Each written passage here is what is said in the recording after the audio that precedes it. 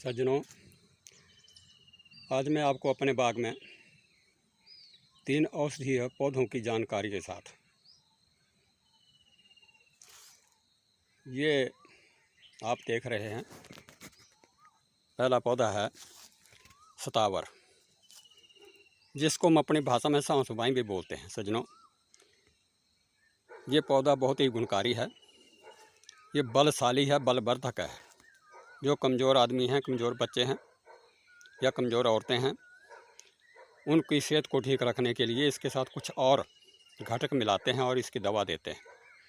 इसके साथ ही सज्जनों, जब हमारे पशुओं के थनों में रोग लग जाता है, थन फट जाते हैं, लाल हो जाते हैं, उनमें जहर भर जाता है, तो उसको दूर करने के लिए भी हम इस सतावर की जड़ों का प्रयोग करते हैं। जड़ें काट करके छोटे पीस करके पशु को खिलाते हैं, जिससे उनके थनों का रोग ठीक हो जाता है, थनैला रोग, और थन स्वस्थ हो जाते हैं, पशु दूध ठीक ढंग से देता है। इसके साथ सज्जनों, अब मैं आपको ले चलता हूँ दूसरे पौधे अश्वगंधा के पास। ये आप देख रहे हैं, ये अश्वगंधा का छोटा सा पौधा है, इसको हम अक्सन भी कहते हैं। सज्जनों, ये अक्सन बहुत ही गुणकारी पौधा है।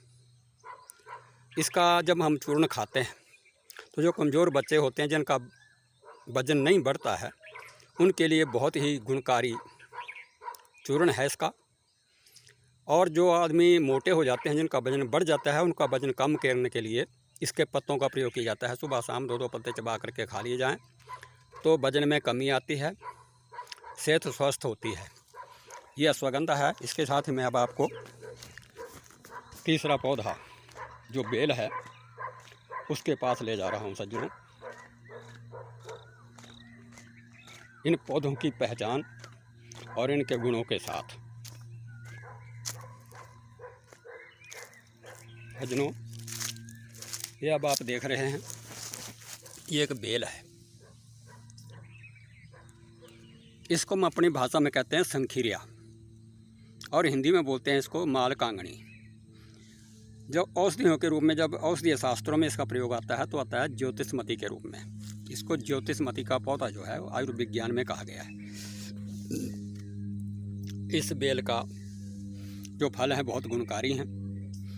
इसके फल जब हरे होते हैं, ये सज्जनों बड़े बड़े पेड़ों पर चढ़ जाती है, जो इसके पास पेड़ होता है उसके ऊपर चढ़ जाती है और फैलती है।